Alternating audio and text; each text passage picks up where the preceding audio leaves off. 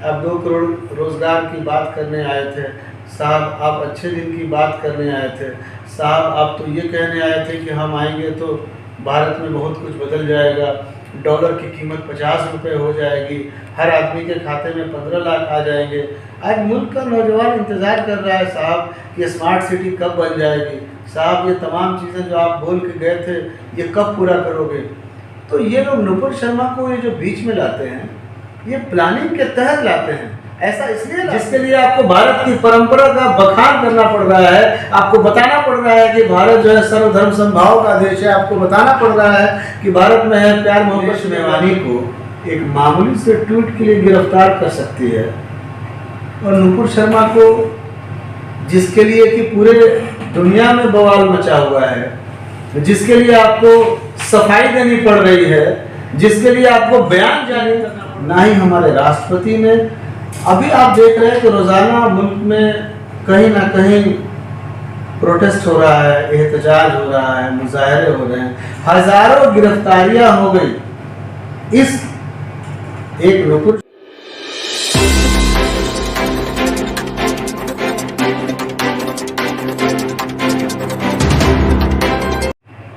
नमस्कार साथियों, आप देख रहे हैं प्राइम न्यूज़ इंडिया। इस वक्त मैं आ चुका हूं, एक कांग्रेस के लीडर हैं जो सिवान में काफ़ी चर्चा में चल रहे हैं कई सालों से, कई समय से। बात करेंगे डॉक्टर के एहतसाम अहमद जी जो हमारे बीच जुड़े हुए हैं। और सबसे बड़ी बात यह है कि आज ये जिस मुद्दे पे बात करते हैं वो मुद्दा रहता है सामाजिक चीज़ों को उठान करना और सामाजिक चीज़ों को बढ़ावा देना, यानी कि हर एक पहलू पे काम करना और समाज को आगे बढ़ाने के लिए हमेशा काम करते नजर आ रहे हैं। हम बात करेंगे बीते कुछ दिनों में जो माहौल बिगड़ा हुआ है पूरे भारतवर्ष में। नुपुर शर्मा जो बीजेपी की प्रवक्ता है उनके द्वारा जो विवादित बयान आया है, खुद अभी हम बता दें कि अभी जस्ट हम पूर्व MP ओम प्रकाश यादव जी से बयान लेके आ रहे हैं और उन्होंने भी ये कहा है कि उनका बयान सही नहीं है, बहुत गलत है, पूरे बदले हुए हैं। सबसे पहले सब स्वागत है हमारे चैनल पे, बहुत बहुत शुक्रिया कि आपने टाइम दिया सर। शुक्रिया आपको भी और तमाम आपके व्यूअर्स को मेरी तरफ से सलाम, नमस्कार। सर जैसे कि पहले ये जानना चाहेंगे कि आप एक पार्टी की तरफ से किस तरह का मैसेज देना चाहेंगे, जो कि अभी नुपुर शर्मा बीजेपी के प्रवक्ता हैं और उन्होंने विवादित। कांग्रेस पार्टी हमेशा से गंगा जमुनी जो तहजीब है हमारे इस मुल्क की, उस तहजीब की नुमाइंदगी के साथ एक अलायंस में रह करके इन्होंने हुकूमत चलाई। अब आप खुद सोच सकते हैं कौन मुस्लिम लीग जिसने इस मुल्क के 2 टुकड़े किए, और इनके जो पुराने किरदार थे यानी कि हिंदू महासभा, इन्होंने सरकारें चलाई हैं। आप खुद सोच सकते हैं कि ये आज मुल्क में राष्ट्रवाद की बात करते हैं। हिम्मत है तो ये श्यामा प्रसाद मुखर्जी के ऊपर बात करके दिखाएं, हिम्मत है तो ये सावरकर के जो सिद्धांत थे उस सिद्धांत को पूरी दुनिया के सामने करके दिखाएं। ये लोग स्वार्थी लोग हैं, ये लोग खुदगर्ज लोग हैं। ये कल भी इस मुल्क से मोहब्बत नहीं बल्कि अपनी कुर्सी से मोहब्बत करते थे, और यही सिचुएशन आज़ादी के बाद से लेकर के आज तक है। इनको सिर्फ और सिर्फ इनकी कुर्सी से बहुत ज़्यादा इश्क है, उसी से इनकी मोहब्बत है। मुल्क को ये कल भी अपने पैर के नीचे समझते थे और आज भी मुल्क इनके पास वहीं पर है। आपके उदाहरण के तौर पर अगर आप देखना चाहते हैं तो आप देखिएगा कि तमाम चीज़ें मुल्क की ये लोग बेच रहे हैं। जितनी भी चीज़ें मुल्क में जो इस हुकूमत से पहले की हुकूमतों ने बनाई थी उनको ये सब बेचने का काम कर रहे हैं। मुल्क के नौजवान रोजगारी के लिए, अपने मुस्तकबिल के लिए, अपनी नौकरी के लिए इनसे सवाल कर रहे हैं कि साहब आप 2 करोड़ रोजगार की बात करने आए थे, साहब आप अच्छे दिन की बात करने आए थे, साहब आप तो ये कहने आए थे कि हम आएंगे तो भारत में बहुत कुछ बदल जाएगा, डॉलर की कीमत 50 रुपये हो जाएगी, हर आदमी के खाते में 15 लाख आ जाएंगे। आज मुल्क का नौजवान इंतज़ार कर रहा है साहब कि स्मार्ट सिटी कब बन जाएगी। साहब ये तमाम चीज़ें जो आप बोल के गए थे ये कब पूरा करोगे। तो ये लोग नुपुर शर्मा को ये जो बीच में लाते हैं ये प्लानिंग के तहत लाते हैं। ऐसा इसलिए लाते हैं कि मुल्क का नौजवान भटक जाए। नुपुर शर्मा को बीजेपी के जितने भी राष्ट्रीय अध्यक्ष हैं JP नड्डा जी, उन्होंने बर्खास्त कर दिया है और निलंबित कर दिया है। तो कहीं ना कहीं बीजेपी ने बड़ा एक फैसला लिया है। नहीं, बीजेपी ने नुपुर शर्मा को बलि का बकरा बनाया है। बड़ा फैसला क्या लिया है बीजेपी ने? अभी आप कल की न्यूज़ पढ़िए तो 38 नेताओं की एक लिस्ट इन्होंने बनाई है जो कि हेट स्पीच देते हैं। तेजस्वी सूर्या का नाम है उसमें, गिरिराज सिंह का नाम है उसमें आपके साध्वी प्रज्ञा का नाम है उसमें, 38 नेताओं के नाम है। क्या कार्रवाई कर रही है बीजेपी? कुछ नहीं। बीजेपी के ऊपर जब इंटरनेशनल प्रेशर हावी हुआ, जब इंटरनेशनल लेवल पर बैनुल-अक़वामी सतह पर भारत के प्रोडक्ट्स की बायकॉट की बात होने लगी, उस वक्त इनको लगा कि हमारा आर्थिक नुकसान हो रहा है, तो एक चेहरा बचाने के लिए फेस सेविंग एक्ट के तहत इन्होंने कुर्बान किया है, बलि का बकरा बनाया है नवीन जिंदल को और नुपुर शर्मा को। वरना इनके अंदर अगर हिम्मत है तो आज जो इनकी पुलिस जिग्नेश मेवानी को एक मामूली से ट्वीट के लिए गिरफ्तार कर सकती है, और नुपुर शर्मा को जिसके लिए कि पूरे दुनिया में बवाल मचा हुआ है, जिसके लिए आपको सफाई देनी पड़ रही है, जिसके लिए आपको बयान जारी करना पड़ रहा है, जिसके लिए आपको भारत की परंपरा का बखान करना पड़ रहा है, आपको बताना पड़ रहा है कि भारत जो है सर्वधर्म समभाव का देश है, आपको बताना पड़ रहा है कि भारत में है प्यार मोहब्बत से लोग रहते हैं, आप उस नुपुर शर्मा को अभी तक अरेस्ट क्यों नहीं कर पा रहे हैं? एक छोटा सा ट्वीट अगर करते हैं जिग्नेश मेवानी, उसको आप गिरफ्तार कर लेते हैं, और जिस नुपुर शर्मा के ऊपर पूरा बवाल मचा हुआ है उस पर अभी तक आपकी पुलिस, आपकी होम मिनिस्ट्री, सबसे बड़ी तो ताज्जुब की बात यह है कि इस सारे बवाल के नीचे हमारा वजीर आजम खामोश बैठा हुआ है।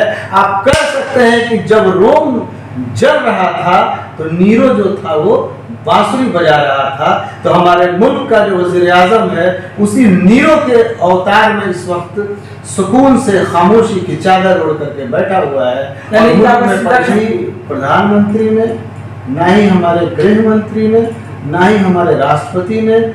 अभी आप देख रहे हैं कि रोजाना मुल्क में कहीं ना कहीं प्रोटेस्ट हो रहा है, एहतजाज हो रहा है, मुजाहरे हो रहे हैं, हजारों गिरफ्तारियां हो गई इस एक नुपुर शर्मा और नवीन जिंदल के खिलाफ में। गवर्नमेंट के कान पे जू नहीं रेंग रही है। क्यों? क्योंकि गवर्नमेंट को तो मजा आ रहा है ना, ये सरकार मजा ले रही है। किस बुनियाद पर इनको मजा आ रहा है? अच्छा चलो बवाल हुआ, अच्छा ठीक तो है, हिंदू अलग मुसलमान अलग, 80% और 20% की खेती करने वाले लोगों के लिए आग भी कहीं लग जाए तो शौक का मौसम होता है, एक आनंद आ रहा है इनको एक मुल्क के जलने का। इनको जरा सा भी, जरा बराबर भी एहसास होता तो आज मुल्क के नौजवानों के अंदर, आज मुल्क के जो तमाम सेकुलर विचारधारा के लोग हैं उनके अंदर जो बेचैनी है, उस बेचैनी पर ये अपना मुंह खोलते और नुपुर शर्मा को फौरन एक गिरफ्तार कर लेते और सारा का सारा बवाल खत्म हो जाता। तो सर एक चीज़ हम कहना चाहेंगे, हमारा अगर माध्यम से एक बात विचार में आ रहा है हमारे अंदर, हमारे टीम के माध्यम से, कि भारतवर्ष में जैसे पूरी दुनिया अभी कोरोना काल से जैसे निपटी है, अभी दौर खत्म ही हुआ है, तो अचानक ये दौर आ गया। कहीं ना कहीं हमारे देश के लिए एक हानिकारक मूवमेंट है, युवाओं के लिए हानिकारक मूवमेंट है कि वो अभी अपने आप को संभालने का, अपनी बिजनेस में जैसे हो गए, छोटे बड़े व्यापारी हो गए, अपने आप को संभालने के लिए लगे हुए हैं। तो ये जो प्रोटेस्ट होना शुरू हो गया कई शहरों में, कई जिलों में, तो कहीं ना कहीं इसका खमियाजा छोटे छोटे व्यापारी, छोटे छोटे लोग या हम जैसे आम आदमी को ये खमियाजा भुगतना पड़ रहा है। इसमें आपकी क्या राय है? बिल्कुल, ये तो हमारी हुकूमत को सोचना चाहिए। देखिए, हुकूमत कोई भी हो उसको अवाम में तकसीम करके सोचने का हक नहीं है। हुकूमत को माँ बाप की तरह से देखा जाना चाहिए और माँ बाप को अवाम को बच्चों के नज़रिए से ही देखना चाहिए। अफसोस की बात यह है कि हमारे यहाँ जो हुकूमत है उन बच्चों में वो भेद कह रहा था कि अगर इस तरह के चीज़ें प्लानिंग करके जुलूस को डिस्टर्ब किया जा रहा है पूरे देश में, 20 लोग जो हैं वो देवबंद और सहारनपुर में चिन्हित किए गए हैं जो कि बाहरी लोग थे, जो कि नीले कलर की टोपी पहन करके जुलूस में दाखिल हो गए, जो कि शराब पिए हुए थे और उनकी मनशाही हंगामा करना था और उन लोगों ने पत्थरबाजी किया। असामाजिक तत्वों ने वो घुसे हैं, वो आज फोटो फुटेज आई है और वो चीज़ें वीडियो हमारे मोबाइल में भी है, मैंने एडमिनिस्ट्रेशन को भी दिखाया और लोगों का पहले से भी इस बात को लेकर के आशंका थी कि ये चीज़ें हो रही हैं। चूँकि जुलूस तो पहले भी निकलते थे, कभी पत्थरबाजी नहीं होती थी, तो पूरे मुल्क में कहीं ना कहीं जो शरारती तत्व हैं वो इस तरह के जुलूस को डिस्टर्ब करने के लिए अपने लोगों को उसमें दाखिल कर रहे हैं ताकि जुलूस डिस्टर्ब हो। इन तमाम चीज़ों पर बहुत देर तक बात हुई और ये हुई बात कि अभी फ़िलहाल जुलूस को तमाम लोगों ने कहा कि अभी जो माहौल है उस माहौल को देखते हुए जुलूस को स्थगित करना मुनासिब रहेगा और उसके बिहाफ में एक डिस्ट्रिक्ट एडमिनिस्ट्रेशन की तरफ से एक लेटर भी इशू हो गया है। शाम तक वो लेटर भी आ गया, लेकिन डिस्ट्रिक्ट एडमिनिस्ट्रेशन ने उसमें एक वादा किया, लिख करके वादा किया कि सिवान ज़िले में कुछ लोग सोशल मीडिया पर जो उकसावेपन का बयान दे रहे हैं, उबाल लाने की कोशिश कर रहे हैं, हिंदू और मुसलमानों को बांटने का काम कर रहे हैं, उन तमाम लोगों को मैं आपके चैनल के माध्यम से बता देना चाहता हूं कि उनका बाय नेम वहाँ लिस्टिंग जिला प्रशासन करके बैठा हुआ था और डिस्ट्रिक्ट एडमिनिस्ट्रेशन यानी जितेंद्र पांडे जी जो हमारे एसडीपीओ साहब हैं और एसडीओ साहब, इन लोगों ने उन नामों को दिखाया कि हम लोग सोशल मीडिया स्क्रॉल कर रहे हैं, हम लोग देख रहे हैं ये कौन कौन से लोग हैं, वो चाहे इस समुदाय के हों चाहे उस समुदाय के हों। सिवान में आग लगाने के लिए किसी को इजाज़त नहीं दिया जा सकता है, क्योंकि सिवान से हम उतना ही प्रेम करते हैं जितना हम अपने इस घर से प्रेम करते हैं। हमारा देश हमारा घर है और सिवान हमारा उसमें एक छोटा सा कमरा है, तो हम अपने देश को और अपने घर को सजाने और संवारने में कोई कसर नहीं छोड़ेंगे। लोगों की ये भावना थी और इस भावना को देखते हुए उन्होंने कहा कि नहीं ठीक है, हम लोगों के ऊपर एफआईआर करने जा रहे हैं जो लोग उकसाने का काम कर रहे हैं। और फिलहाल ये आखिरी मैसेज ये है आपके चैनल के माध्यम से, मुझे लगता है कि आप सबसे पहले चैनल है जो इस चीज़ को ब्रॉडकास्ट करने जा रहे हैं कि पहला आप ये जो प्रोटेस्ट है फिलहाल मंडे वाला प्रोटेस्ट है, तमाम लोगों की राय और लोगों के ऊपर एफआईआर जो प्रशासन कर रहा है इसको देखते हुए फिलहाल वो स्थगित किया जा रहा है।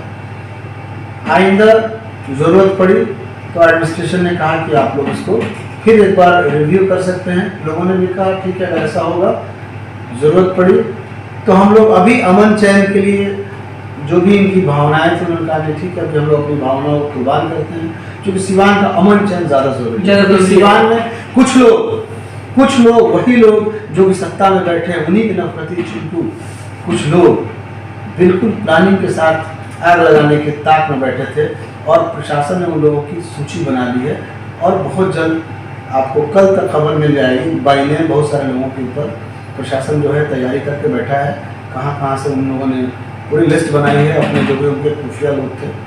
तो हम सिवान के प्रशासन को साधुवाद देना चाहते हैं कि वो सिवान के अमन चैन शांति के लिए इतना होमवर्क कर रहे हैं और हम भी चाहेंगे, आप भी चाहेंगे कि हमारा सिवान आबाद है, शांति खुशहाल है। चलिए बहुत धन्यवाद सर, थैंक यू।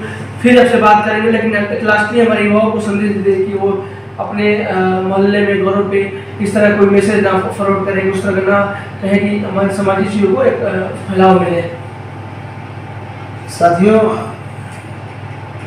यहाँ पर एक बात हमेशा याद रखिए कि ये मुल्क हमारा है और हिंदू और मुसलमान इस मुल्क की दो आँखें। कोई भी एक आँख में गर्द पड़ जाए तो उस पूरे के पूरे शरीर को तकलीफ होती है और वो आदमी पीड़ित हो जाता है। क्या बात है सर। तो हमारे मुल्क को जैसे आपके शरीर की खूबसूरती आपके लिए ज़रूरी है, उतना ही सुंदर हमारा मुल्क भी लगे। इसकी सुंदरता को बनाए रखने के लिए हम आपको कोशिश करना चाहिए। यही एक सच्चे भारतीय का और सच्चे राष्ट्रभक्त का कर्तव्य होता है। हम सबसे आग्रह करेंगे, आपसी भाईचारे के लिए आगे निकलिए, नफरती लोगों को चिन्हित कीजिए, उनका समाज से बाइकाट कीजिए। चलिए बहुत शुक्रिया सर। साथियों, देखा बात के पहुंचे हुए हैं सिवान जिला सिवान जिले में हमारे साथ जुड़े हुए थे डॉक्टर के एहतसाब सर, जो कि काफ़ी एक वरिष्ठ नेता के तौर पे जाने माने एक हस्ती बनते जा रहे हैं सिवान शहर में। वैसे कहा जाए कि इनका कम्युनिकेशन, इनका बातों का विचारधारा और इनकी जो एक लाइन पे जो एक वाक्य है काफ़ी एक यूनिकफुल वाक्य होती है। बहुत धैर्यशील से बात करते हैं समाज के बढ़ावा देने के लिए, समाज को सुरक्षा पहुंचाने के लिए।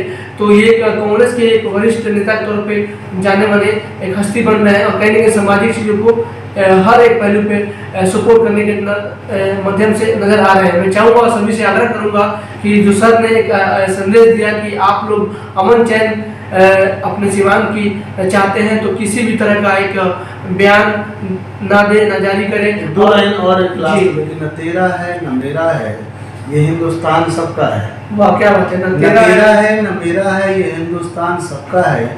नहीं समझी गई ये बात तो नुकसान सबका है। जो इसमें मिल गई नदियां वो दिखलाई नहीं देती, महासागर बनाने में मगर एहसान सबका है। क्या बात है सर।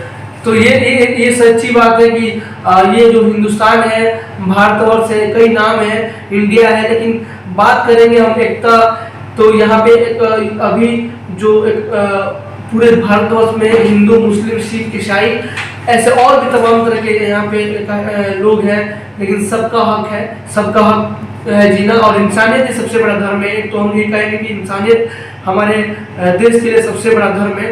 वो चाहे हर किसी मजहब में पढ़ाया जाता है कि इंसानियत ही सबसे बड़ा धर्म है। और ऐसे बात करें कि हर एक पहलू पे हिंदू, मुसलमान, सिख, ईसाई सब किसी को आपस में है प्यार, लेकिन कुछ चीज़ों पे ऐसी मूवमेंट आती है, थोड़ा सा मूवमेंट घबरा जाता है। लेकिन मैं आपसे आग्रह करूंगा कि आप लोग ऐसा कुछ भी ना करें ताकि हमारे चीज़ों को नुकसान पहुंचे। वो हमारा ही है, आपका है और हमारे पूरे भारतवर्ष का है। तो सर हमारे से जुड़े हुए थे, काफ़ी अच्छा लगा बात करके सर से। और मैं चाहूँगा कि सर आप इसी तरह हमारे समाज को और हमारे देश दुनिया को आगे बढ़ाने में हेल्प करें। और आप जिस पार्टी से हो, चाहे वो किसी भी पार्टी से हो, लेकिन आप सबसे बड़ी बात है कि आप इंसानियत के धर्म को लेकर चल रहे हैं और इंसान को, मानवता को एक अच्छे लेवल पर पहुँचाने का काम कर रहे हैं। बहुत बहुत शुक्रिया सर, धन्यवाद, थैंक यू।